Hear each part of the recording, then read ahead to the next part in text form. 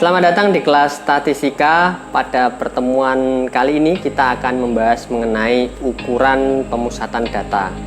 Sekilas saya sampaikan bahwa ukuran pemusatan data akan membahas mengenai rata-rata, median, modus, kuartil, desil, dan persentil. Kalian siap? Mari kita mulai. Pada pertemuan ini kita akan membahas mengenai ukuran pemusatan data. Dalam statistika kita akan mengenal dua hal, yaitu yang pertama ukuran pemusatan data dan yang kedua adalah ukuran penyebaran data. Kita fokus di ukuran pemusatan data terlebih dahulu. Apa yang akan kita bahas? Kita akan membahas mengenai min atau rata-rata, kemudian median, nilai tengah, modus, nilai yang sering muncul, dan kuartil, desil, dan persentil. Dalam ukuran statistik digunakan untuk menjelaskan ciri-ciri data yang penting, sehingga perlu kita definisikan ukuran statistik. Jadi kita bagi dulu ada dua, yaitu ada ukuran pemusatan dan yang berada di kolom sebelah kiri dan ukuran keragaman yang berada di kolom sebelah kanan. Kemudian kita lihat di kolom sebelah kiri terlebih dahulu. Dalam ukuran pemusatan data, kita akan melihat ada beberapa hal, yaitu rata-rata. Tadi itu salah ketik ya, rata-rata atau min. Kemudian modus, ya kan, atau mode. Dan yang ketiga ada median, nilai tengah. Dan yang keempat ada kuartil, kemudian desil, ada persentil juga.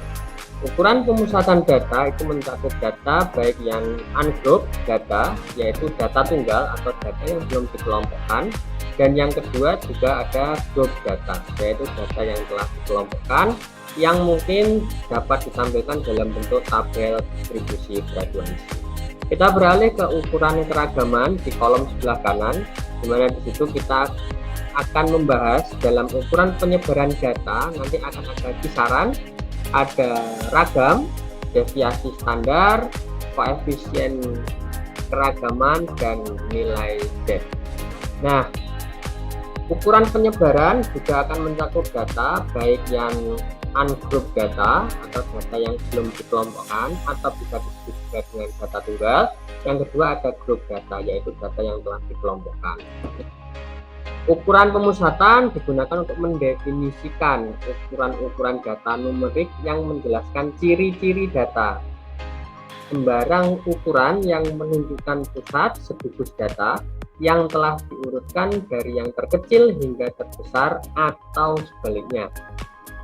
Ukuran pemusatan merupakan penyederhanaan data untuk mempermudah peneliti membuat interpretasi dan mengambil suatu keputusan. Ukuran pemusatan data untuk data yang tidak dikelompokkan atau kita biasa sebut dengan data tunggal. Yang pertama adalah rata-rata atau min. Rata-rata, ini sudah salah ketik ya untuk yang nilai tengahnya itu. Rata-rata atau min itu merupakan salah satu ukuran untuk memberikan gambaran yang lebih jelas dan singkat tentang sekumpulan data dengan melihat pusat suatu data. Apabila data diurutkan dari yang terkecil sampai terbesar atau sebaliknya. Yang perlu digarisbawahi adalah melihat pusat suatu data. Rata-rata dilambangkan dengan X bar, ya, dengan lambang kalau notasinya adalah X dengan garis di atas, gitu ya. Itu pembacanya adalah X bar. Di mana ada rata-rata ini ada jenis-jenisnya. Yang pertama ada rata-rata numerik, biasa kita sebut rata-rata hitung, kemudian rata-rata ukur atau rata-rata geometri, dan rata-rata harmonik.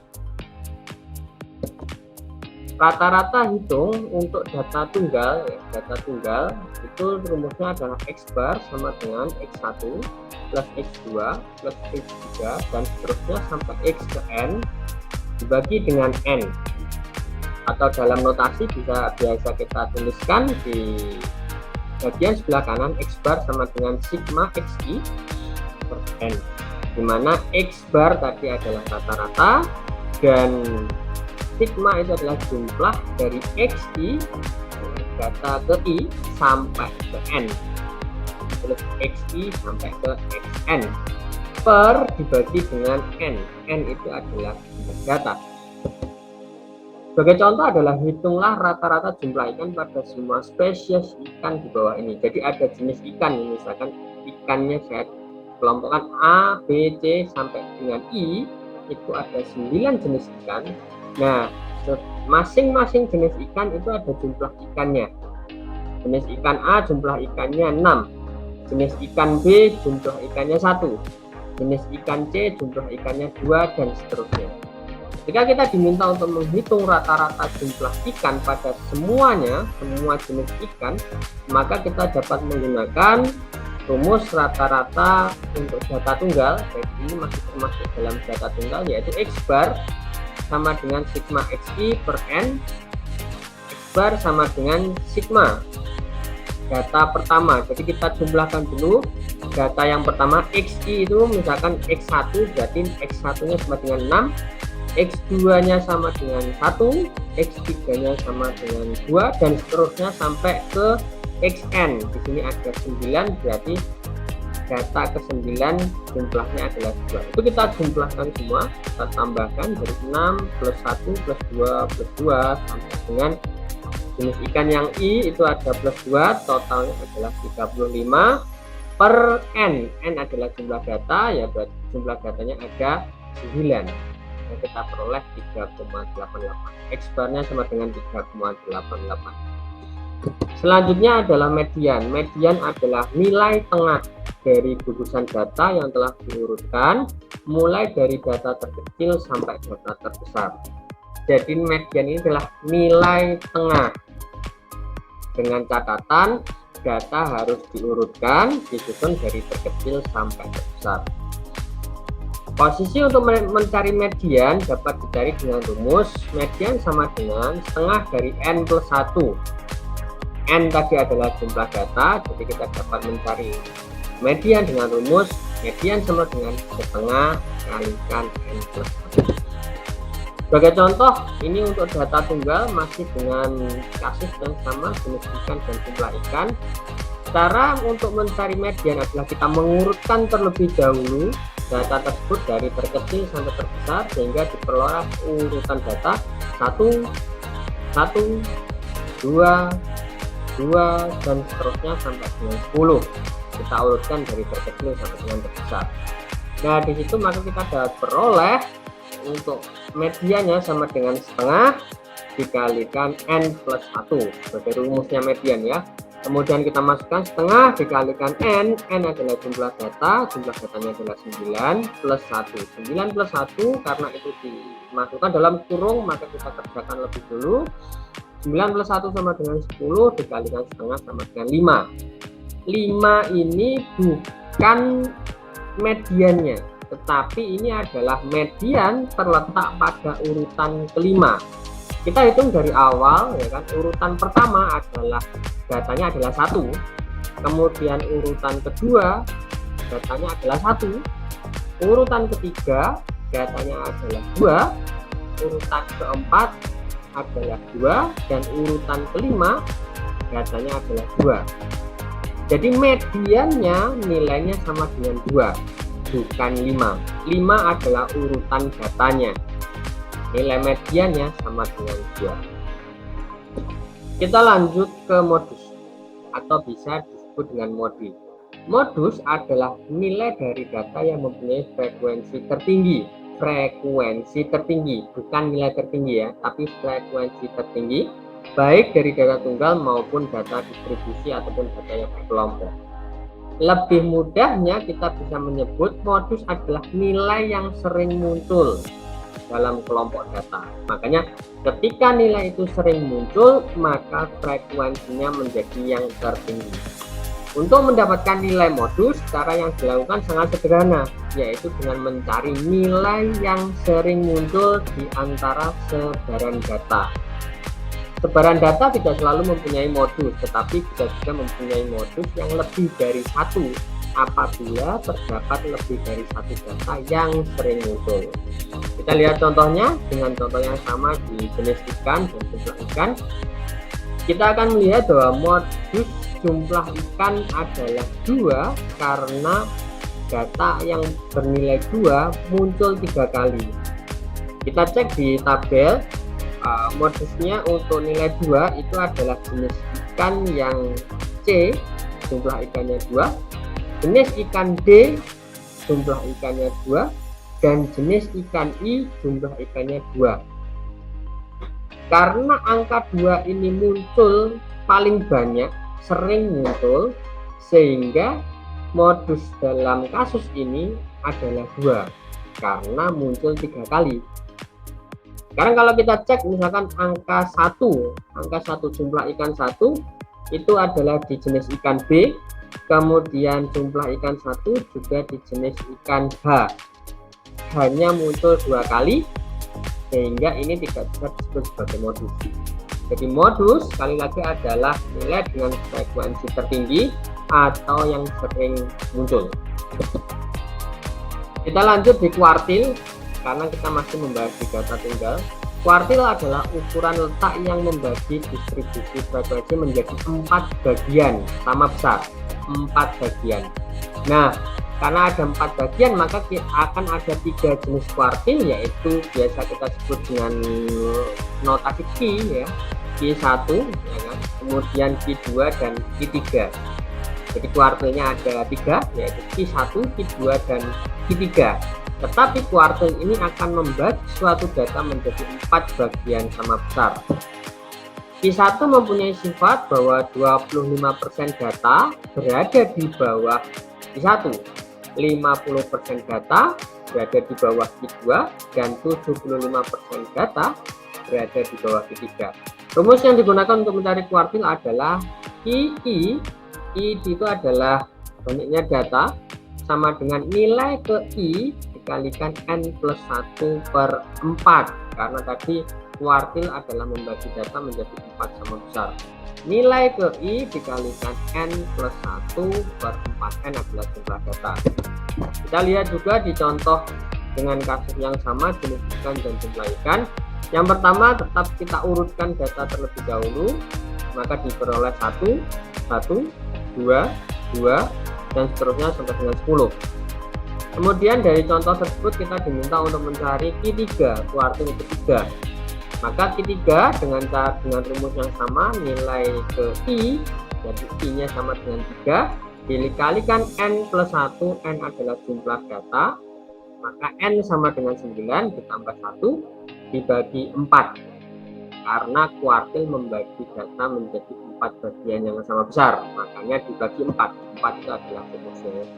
Maka diperoleh angka 7,5. Q3 terletak pada data ke-7 dan 8. 7 dan 8 diperoleh dari mana? Dari 7,5 itu tadi. 7,5 berada di antara 7 dan 8. Nah, data yang ke-7 angkanya berapa nilainya? Kita cek di urutan data ke-7 adalah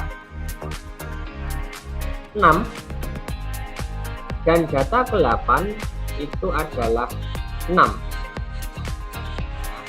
Berarti 75%, karena Q3 kan membagi di 75% data, mempunyai nilai di bawah 6. Oke. Selanjutnya adalah desil. Desil adalah ukuran letak yang membagi distribusi frekuensi menjadi 10 bagian. 10 bagian sama besar. Desil membagi 10 bagian sama besar. Ada 9 jenis desil yang dilambangkan dari D1 sampai dengan D9. D1 mempunyai sifat bahwa 10% data jatuh di bawah D1, 20% data jatuh di bawah D2, dan seterusnya sampai D9.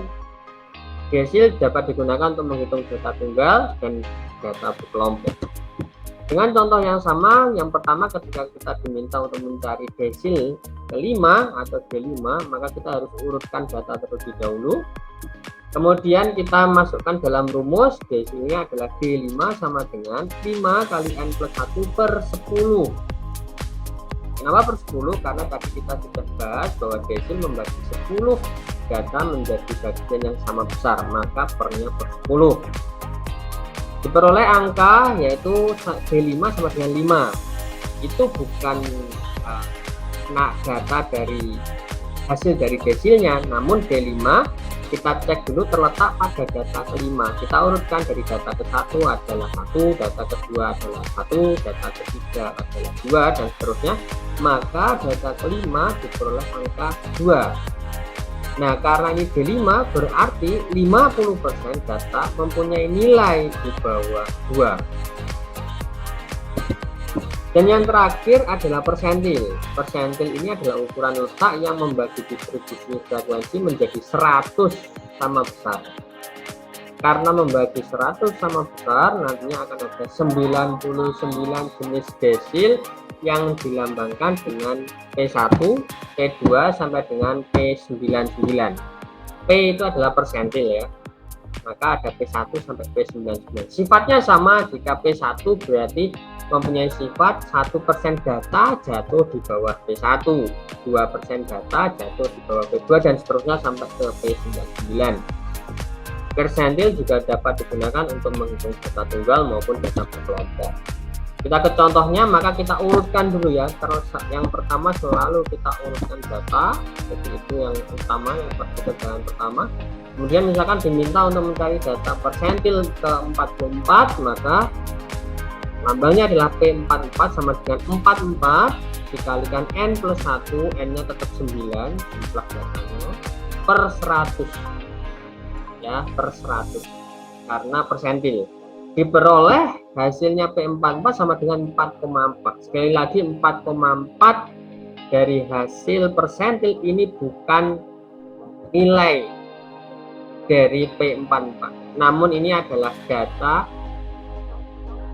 yang terletak, itu salah ketik ya, D44 itu bukan, tetapi P44. P44 terletak pada data ke-4 dan 5, yaitu 2 berarti 44% data mempunyai nilai di bawah 2. Baik, itu adalah materi kita hari ini, semoga dapat bermanfaat.